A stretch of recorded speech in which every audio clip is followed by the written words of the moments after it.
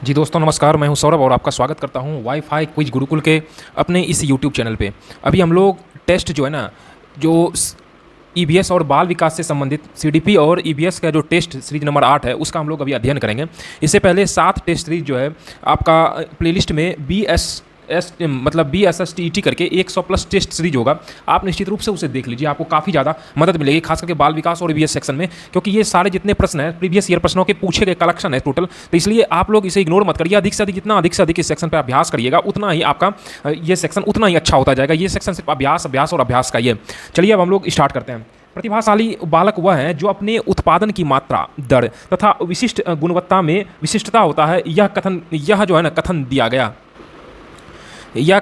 गया किनके द्वारा दिया गया था? यह कथन मुख्य रूप से कि R.W. टेलर के द्वारा दिया गया था। ये आपका जो है चाइल्ड डेवलपमेंट से जो उनके अध्ययनरत रहे हैं, उन्होंने उस पर शोध करके यह कथन दिया था। इसलिए इस कार्य स्टेटमेंट को आप सभी निश्चित रूप से याद रखेगा। अगला है, बच्चों को सीखने और सिखाने की प्रक्रिया के दौरान वे उस कार्य को किस प्रकार से कर रहे हैं, इसकी जानकारी जो है ना इन्हें क्या कार्य समाप्त होने के पश्चात दी जानी चाहिए, कि कार्य करते समय सतत रूप से दी जानी चाहिए, कि कार्य के बीच में एक बार दी जानी चाहिए, कि इसकी कोई आवश्यकता नहीं कार्य करते समय सतत रूप से दी जानी चाहिए।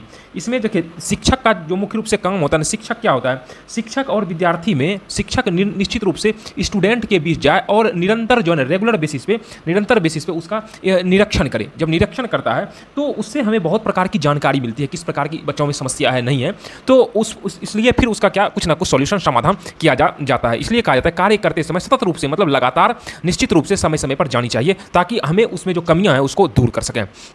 यदि आपकी कक्षा में कोई बच्चा अधिगमन अक्षम हो तो आप क्या करेंगे? अधिगमन मतलब कि उसका जो एक तरह से कैचिंग पावर वगैरह है ना, या जो याद करना है या आगे याद करके रखना, वह जो है उसमें अक्षम मतलब सामान्य रूप से नहीं हो तो आप क्या करेंगे? उसकी ओर कोई ध्यान नहीं देंगे, बिल्कुल गलत है। उसकी अक्षमता किस प्रकार की है यह जानकर उसको सिखाने का प्रयास करेंगे। लग रहा है यही होना चाहिए। उसकी अतिरिक्त कक्षा ऐसा कोई बात नहीं है। उसकी बैठक व्यवस्था कक्षा के बुद्धिमान बच्चों के साथ यह भी जरूरी नहीं है। उसकी अक्षमता किस प्रकार की, उसे किस प्रकार का प्रॉब्लम है। होता है किसी स्टूडेंट को मैथ बहुत अच्छा लगता है, किसी को साइंस पढ़ना अच्छा लगता है, मैथ में गणित अच्छा लगता है, किसी को विज्ञान, किसी को सोशल साइंस, तो वह कहाँ पे असक्षम है, मतलब वह किस सब्जेक्ट में उसको प्रॉब्लम हो रहा है, यह जान करके उसे सिखाने का प्रयास करेंगे। फिर उस सब्जेक्ट को उतना रुचिकर बना करके पढ़ाया जाए ताकि वह उसे समझ जाए। देखिए इसमें शब्द थोड़े वजनदार शब्द का इस्तेमाल किया, इसलिए हम बोल रहे हैं अधिक से अधिक जो है आप अभ्यास करिए। सारे जो क्वेश्चंस हैं, सारे पूछे हुए क्वेश्चंस हैं, इस प्रकार से इसमें जो टर्मिनोलॉजी आएगी उसे हम निश्चित रूप से उसका समाधान कराते हुए आपको चलेंगे। बच्चों के भाषाई विकास के लिए जरूरी है कि भाषाई विकास के लिए क्या जरूरी है? उसको अधिक से अधिक अपने विचार व्यक्त करने के अवसर देना चाहिए, कि यह भी ठीक है भाई। भाषाई कौशलों के विकास हेतु गतिविधियां आयोजित की जानी चाहिए, यह भी ठीक ही लग रहा है। लिखना, पढ़ना, बोलना तथा सुनने का अभ्यास करना चाहिए, यह भी सही। ऑल ऑफ दिस तीनों चीज़ सही है। आगे हम लोग देखते हैं कक्ष में बैठक व्यवस्था कैसी होनी चाहिए, बैठने की व्यवस्था कैसी होना चाहिए। तो कक्ष में कराई जा रही गतिविधियों के अनुरूप होनी चाहिए, कि रोज एक जैसी होनी चाहिए। एक ही लाइन में बच्चों को, ऐसा कुछ नहीं है एक ही लाइन में बच्चों को बैठाना से जो है उसमें सुधार नहीं हो सकता है। इस प्रकार से हो कि एक दूसरे से बातचीत, अगर बातचीत भी ना करें तो उसमें जो है मुख्य रूप से एक होता है ना अधिगमन, मतलब आपस में बातचीत करने से बहुत तरह के प्रश्न होते हैं जिसका वो सॉल्यूशन निकाल लेते हैं, तो ये भी गलत है। कक्ष में कराई जा रही गतिविधियों के अनुरूप होनी चाहिए।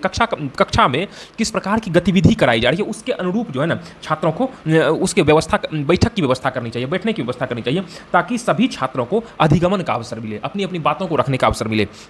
गतिविधियां, मान लीजिए कि अगर आप म्यूजिक क्लास ले रहे हैं तो म्यूजिक क्लास में किस प्रकार के, जैसे मान लीजिए सामान्य क्लास में हम अलग अलग बैठा देते हैं, कुछ ऐसे क्लास है जिसमें हम लोग कॉमन में बैठा सकते हैं, ताकि इसमें होता है क्या कि सारे स्टूडेंट बहुत सारे होते हैं जो छोटे क्लास के होते हैं, उसी से तो हमें आईक्यू का पता चलता है ना, तो उसमें अधिगमन की क्या वो अपनी बातों को रख पाते हैं उस जगह पर, इसलिए कहा जाता है कक्ष में कराई जा रही गतिविधियों के अनुरूप होना चाहिए। अगला, अंतर्वैयक्तिक बुद्धि से क्या तात्पर्य है? अंतर्वैयक्तिक बुद्धि क्या है?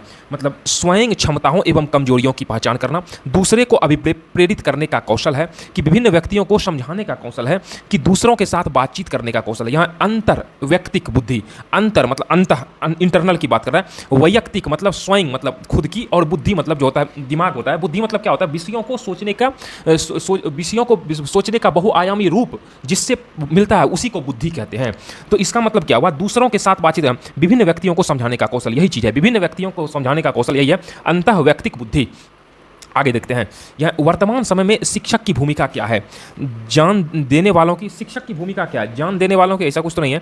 उसके बाद सुमन करता नहीं होगा, सुगम करता होगा। क्या होगा? सुगम करता की ये थोड़ा सा टाइपिंग में प्रॉब्लम हो रहा है, इसीलिए आप सबको कहते हैं कि अधिक से अधिक जो है, अगर आपको वीडियो अच्छा लगे, वाकई में अच्छा लग रहा है, डिस्कशन जो कराया जा रहा है वो अच्छा लग रहा है, तो वीडियो को लाइक करिए और चैनल को आप सब्सक्राइब करिए और अपने दोस्तों को, अपने घरों में भाइयों को, बहनों को जो आसपास में तैयारी कर रहे हैं टेट एग्जाम का, किसी भी टेट हो, किसी भी स्टेट का टेट हो, उसके लिए ईवीएस और बाल विकास दोनों में कॉमन चीज़ है। बड़े बड़े प्लेटफॉर्म पर अच्छा पैसा लिया जा रहा है, लेकिन हम भी देख रहे हैं क्या कंटेंट उनके पास वो चीज़ नहीं है, सिर्फ टिक मार चल रहा है, इस तरीके से नहीं पढ़ाया जा रहा है। हाँ, अभी आपके पास समय कम है, इसलिए हम बोल रहे हैं अधिक से अधिक जितना इस सब सेक्शन का जितना अधिक अभ्यास करिएगा उतना बढ़िया होगा। चलिए आगे देखते हैं। सुगमकर्ता की सही है, मित्र की, प्रबंधक की, इसमें होगा सुगमकर्ता की। शिक्षक की भूमिका क्या है? देखिए, शिक्षक की भूमिका जो होता है ना, वह समय समय पर वह बदलते रहता है। तो कभी भी शिक्षक की भूमिका मार्गदर्शक के रूप में होती है, मार्गदर्शन करना भी होता है शिक्षक की भूमिका, और साथ साथ में क्या होता है, जैसे मार्गदर्शक होता है और साथ साथ में एक तरह से कहिए आपका सलाह देने वाला सलाहकार भी शिक्षक की भूमिका नहीं होता। कहीं कुछ तरह की बात होती है, हम जाकर टीचर से विचार विमर्श करते हैं, मार्गदर्शन लेते हैं, हमें आगे क्या करना पड़ता है। लेकिन सुगमकर्ता मतलब चीज़ों को आसान बना दे, व्यवस्था कर दे, सुगम करता है। जैसे स्कूल कॉलेज में अगर मान लीजिए कि लैब की व्यवस्था नहीं है, तो वहाँ पे कुछ ना कुछ पहल करके पढ़ाई को इंटरेस्टिंग बनाने के लिए उस तरह की व्यवस्था कर दे, वही होता है सुगम करता की। ये ऑप्शन नंबर बी हो गया। आपको लगता है कि आपकी कक्षा में कुछ बच्चे बहुत तेज गति से सीख रहे हैं और कुछ बहुत धीमी गति से, इस परिस्थिति में आप क्या करेंगे? आपका क्या यहाँ पे रोल होगा? यहाँ देखिए, तेज गति से सीखने वाले बच्चे को आगे बढ़ने देंगे, ऐसा कुछ नहीं है। धीमी गति से सीखने वाले बच्चों पर कोई ध्यान नहीं देंगे, बच्चों पर कोई ध्यान नहीं, ये भी गलत है, नहीं ध्यान का तो बात ही नहीं है। इस बात पर कोई ध्यान नहीं देंगे, ये भी गलत है। तेज गति से सीखने वाले बच्चों की सहायता धीमी गति से सीखने वाले बच्चों को सिखाने हेतु लेंगे, यही चीज़ रहता है। तेज गति से सीखने वाले बलों नहीं होगा यार, प्रिंटिंग मिस्टेक है। बच्चों की सहायता धीमी गति से सीखने वाले बच्चों को सिखाने हेतु लेंगे। इसमें क्या होता है, अगर तेज गति से सीखता है ना बच्चा, किस कारण से तेज गति से सीख रहा है? कुछ बच्चे जल्दी कैचिंग कर लेते हैं, किस कारण से? उसके बीच जब हम बातचीत करते हैं तो हमें पता चलता है इस सब चीज़ से, इसी को कहा जाता है अधिगमन, ठीक है ना। तो उसी टेक्निक का इस्तेमाल हम धीमी गति से जो स्टूडेंट सीख रहा है उसमें इस्तेमाल करेंगे, तो वह भी उसको सीखेगा। शिक्षण अधिगमन प्रक्रिया की दृष्टि से एक अच्छा शिक्षक वह है जो कक्षा में बातचीत रोकने में सफल हो जाता है, गलत है। बातें करने वाले को दंडित करता है, यह भी गलत है। उदासीन है, मतलब यह भी सही नहीं है। जी सोचता है कि बातचीत को सीखने के संसाधन के रूप में उपयोग किया जाना चाहिए, बिल्कुल यह सही है।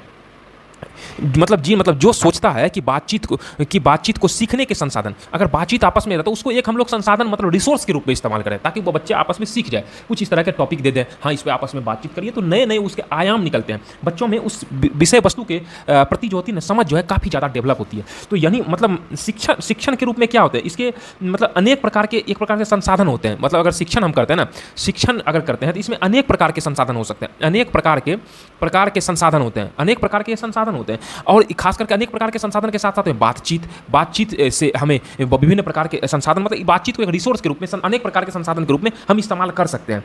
इससे क्या होता है कि अधिगमन संसाधन के रूप में प्रयोग होता है। अधिगमन जो टेक्नोलॉजी होती है ना, वो एक संसाधन के रूप में इसका इस्तेमाल हो जाता है। मूल्यांकन प्रक्रिया के 3 महत्वपूर्ण बिंदु कौन से हैं? 3 महत्वपूर्ण बिंदु मूल्यांकन प्रक्रिया के, एक है उद्देश्य, अधिगमन, अनुभव और मूल्यांकन के उपकरण। बिल्कुल एनसीईआरटी का ये प्रश्न है, तो इसको आप लोग ध्यान में रखिएगा। देखिए, एक अगर यही होता है, 3 मूल्यांकन के यही 3 प्रक्रिया होती है। देखिए, शिक्षक जो होता है ना, मुख्य रूप से शिक्षक जो होता है वह आकलन करता है किसी चीज़ का, मतलब जितना अधिक आकलन करता है। जब हम शिक्षक के रूप में हम किसी वस्तु का आकलन करते हैं कि पढ़ाया गया है कि नहीं, समझ में आ रहा है कि नहीं, यही चीज़ इसका तो मुख्य महत्वपूर्ण तो हमारा तो यही होता है शिक्षण क्षेत्र में ना। इसी प्रकार से उद्देश्य होता है क्या, उसमें अधिगमन और उसके मूल्यांकन हम उस चीज़ को करते हैं। ठीक है, आगे देखते हैं। कक्ष के वातावरण होना चाहिए, कैसा वातावरण होना चाहिए? शांत होना चाहिए, जरूरी नहीं है। शोरगुल से भरा, अनुशासन से पूर्ण की मित्रतापूर्ण। कक्ष का वातावरण मित्रतापूर्ण होना चाहिए, फ्रेंडशिप टाइप का होना चाहिए, ताकि सहयोग की भावना आपस में बढ़े, सहयोग के साथ साथ में समायोजन भी हो, मित्रतापूर्ण हो। सहयोग एवं समायोजन इसकी भावना बढ़ना चाहिए। उसके बाद कठोर शिल्प उपागम किस सिद्धांत पर आधारित है? कठोर शिल्प उपागम की अगर हम बात करते हैं, यह पूछ रहा है किस सिद्धांत पर। यहाँ पे शिल्प एक वर्ड आया, शिल्प मतलब एक तरह से टेक्नोलॉजी संबंधित है, औद्योगिक है, इंजीनियरिंग है, व्यावसायिक है, अनुदेशन है, तो नाम से ही है। शिल्प मतलब इंजीनियरिंग से संबंधित यह बात कर रहा है, तो इसमें आ जाएगा आपका इंजीनियरिंग। किशोरावस्था में बच्चे किस प्रकार की समस्या का सामना करते हैं? शारीरिक एवं मानसिक परिवर्तनों में से समायोजन करना, सही बात है। अपने शादियों में समय, ये गलत है, उसके अपने माता पिता से समायोजन करना, पढ़ाई संबंधी समायोजन करना, ऐसा नहीं है।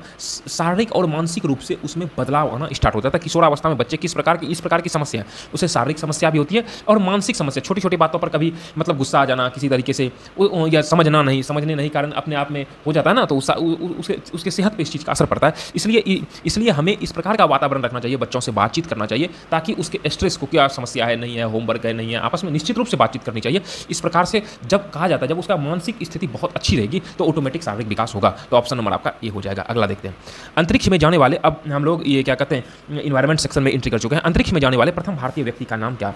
प्रथम भारतीय व्यक्ति का नाम ये राकेश शर्मा साहब थे, जो कि 2 अप्रैल और 1984 ईस्वी को ये अंतरिक्ष में प्रवेश किए थे। ये रसिया के सहयोग से जो स्पेस चलाया जा रहा था, उसी के ये सदस्य थे, उसी समय में उसी के क्रू मेंबर थे।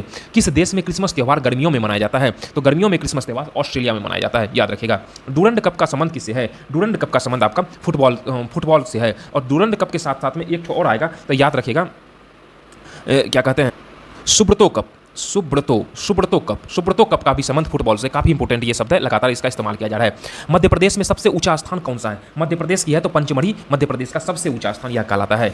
आगे देखते हैं, कौन सी ग्रीन हाउस गैस वातावरण में सबसे अधिक मात्रा में पाई जाती है? ग्रीन हाउस गैस में सबसे अधिक मात्रा में कार्बन डाइऑक्साइड रहती है। कार्बन डाइऑक्साइड जो होता है ना, वह वातावरण को गर्म रखता है। क्यों? क्योंकि जैसे सूर्य से आने वाली जो प्रकाश होती है ना, प्रकाश में जो सूक्ष्म तरंग होता है तो उसको तो जाने देता है, और जो दीर्घ तरंग होता है उसको कार्बन डाइऑक्साइड रोकता है या अवशोषित कर लेता है आपस में। परिणाम स्वरूप वातावरण में क्या होता है, हीट की स्थिति, मतलब गर्म होना स्टार्ट हो जाता है। हाँ, इसी के साथ साथ में बीपीएससी टीआरई 3 का जो, उसके लिए भी 100+ टेस्ट सीरीज की श्रृंखला जो है प्लेलिस्ट में उपलब्ध है। इसके साथ साथ हम निश्चित रूप से कहेंगे कि आप उसे भी देखिए, तो आपके जीएस सेक्शन और मैथ सेक्शन, रीजनिंग सेक्शन में कोई समस्या नहीं आएगी, उसे आपको देखना ही पड़ेगा। अभी से तैयारी करिएगा तो आपका अपियरिंग में भी वो क्लियर हो जाएगा, और इधर ये भी क्लियर हो जाएगा, तुरंत में आपका जॉब हो जाएगा। तुरंत देखते ही आप, अभी है ना 2, 4, 5, 6 महीने के बाद आप टीचर, सरकारी गवर्नमेंट टीचर हो जाएंगे। काफ़ी रिस्पेक्टेड जॉब है, काफ़ी बढ़िया, एक अच्छे करियर की शुरुआत वहाँ से होती है। आगे देखते हैं, ओजोन परत का अधिकतम ह्रास निम्न में से किस कारण से हुआ?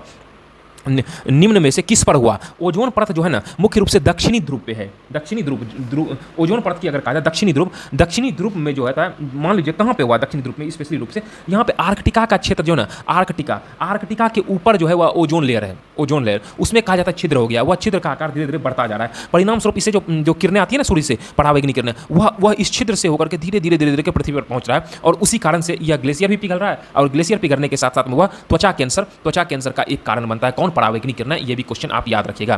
प्राथमिक स्तर पर ईवीएस पाठ्य पुस्तकों में कविताएं और कहानियां सम्मिलित करने का कारण क्या है? सम्मिलित करने का उसमें से क्या कारण है? विद्यार्थियों में साहित्यिक रुचि विकसित करना, कि इसमें विषय के अधिगमन में आमोद प्रमोद प्रदान करना। आमोद प्रमोद मतलब होता है उसमें इंटरेस्ट प्रदान करना, ताकि आसानी हो जाए, आसानी हो। तो यही लग रहा है आंसर होगा। फिर भी आगे देखते हैं, मूल संकल्पनाओं के अधिगमन में वृद्धि। मूल संकल्पना से इसका कोई लेना देना नहीं है। विषय वस्तु को प्रस्तुत करने की नित्यचर्या और एक रास्ता में परिवर्तन, नित्यचर्या डेली रूटीन हो और एक रास्ता बनी रहे, ऐसा भी कहीं कोई बात नहीं है। विषय के अधिगमन में आमोद प्रमोद प्रदान करना, यही है। पाठ्य पुस्तकों में कविता और कहानियां इसलिए दिया जाता है ताकि उसको इंटरेस्टिंग बनाया जा सके।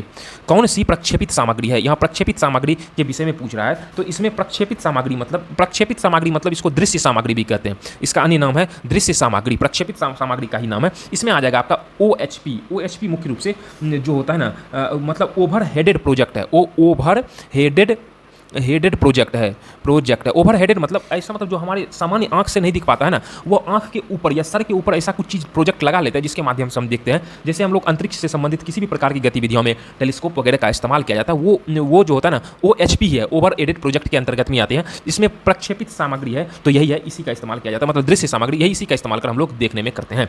छात्रों के लिए सीखने के प्रमुख संसाधन क्या है? विभिन्न क्रियाओं हेतु सामग्री का संकलन करना, ऑप्शन नंबर ऊपर ही है, कि अन्यालय है, कि अन्य जगहों पर से, कि सर्वे एवं प्रोजेक्ट निर्माण करना है, उपरोक्त सभी इसका आंसर हो जाएगा। मतलब प्रमुख संसाधन, मतलब इसमें संसाधन, जो प्रमुख संसाधन क्या था? विभिन्न प्रकार के हो सकते हैं ना संसाधन, विभिन्न प्रकार के, मतलब अधिक सामग्री, जैसे विभिन्न प्रकार के संसाधन में अधिक सामग्री, अधिकतम हम सामग्री का व्यवस्था कर दें, जब पुस्तकालय का व्यवस्था कर दें, प्रोजेक्ट निर्माण के लिए उस तरह का इन्वायरमेंट बना दें। अधिक सामग्री का मतलब जैसे किताब, विभिन्न प्रकार के बहुत सारी किताबों का विकल्प उपलब्ध करा दें, यही सब चीज़ होता है ना। इसमें वही तो छात्रों के सीखने के प्रमुख संसाधन क्या, किस प्रकार से छात्र अधिक से अधिक चीज़ सीखेगा? जब हम लोग बहुआयामी चीज़ों को उसको अवेलेबल करा देते हैं, जैसे पुस्तकालय की सुविधा हम दे देते हैं, या प्रोजेक्ट की सुविधा दे देते हैं, प्रोजेक्ट की सुविधा, या सकारात्मक पहल लगातार करते हैं, या डाउट क्लास रखते हैं, या उसके साथ में विभिन्न पुस्तक हम उपलब्ध करा देते हैं, तो यही तो प्रमुख संसाधन है, यही तो इसमें हो जाएगा, ऑल ऑफ दीज हो जाएगा। अन्यालय ने यहाँ पे अन्यालय भी आ सकता है, यहाँ पुस्तकालय ज़्यादा अच्छा रहेगा, पुस्तकालय शब्द ज़्यादा अच्छा रहेगा, ठीक है।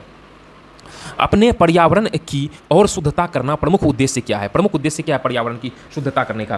तो ये लग रहा है क्वेश्चन थोड़ा सा का पवनाक है, ये थोड़ा ऑप्शन सही से प्रिंट नहीं हुआ। चलिए ये क्वेश्चन को स्किप करते हैं, आगे देखते हैं। सतत एवं व्यापक मूल्यांकन की एक तकनीक है। सतत और व्यापक मूल्यांकन की एक तकनीक क्या है? सत्र मूल्यांकन करना, कि अर्धवार्षिक मूल्यांकन करना, कि निदानात्मक मूल्यांकन करना, इकाई मूल्यांकन करना। इसमें आपका आ जाएगा निदानात्मक। सतत, लगातार एवं व्यापक, बड़े स्तर पर जो मूल्यांकन करते हैं उससे कन्फर्म सॉल्यूशन 100% जो है सॉल्यूशन 100% जो है ना सॉल्यूशन जो है उसका निदान का जो है ना प्रयास किया जाता है, ठीक है ना। तो यही चीज़ है। अगला देखते हैं, पर्यावरण अध्ययन में बच्चों को जोड़ने की सबसे प्रभावशाली युक्ति कौन सा है? क्या है पर्यावरण अध्ययन में बच्चों को जोड़ने की सबसे प्रभावशाली युक्ति? इस प्रकार के प्रश्न अभी तुरंत ऊपर में जस्ट आए थे, वही है पाठ्य पुस्तक का पाठन है, कि शिक्षण की व्याख्या है, कि कक्षा निर्दर्शन है, कि किस्से कहानियाँ हैं। इसमें आ जाएगा किस्से कहानियाँ डाल करके हम जो है काफ़ी उसको इंटरेस्टिंग बना सकते हैं और काफ़ी उसे समझ में आता है। इस प्रकार अगर आपको वीडियो अच्छा लगे तो वीडियो को निश्चित रूप से आप दिल से लाइक करिए, अगर बनता है तो, और चैनल को सब्सक्राइब करिए और अपने दोस्तों को रिकमेंड करिए, ताकि हमारी जो छोटी सी टीम लगातार आपके लिए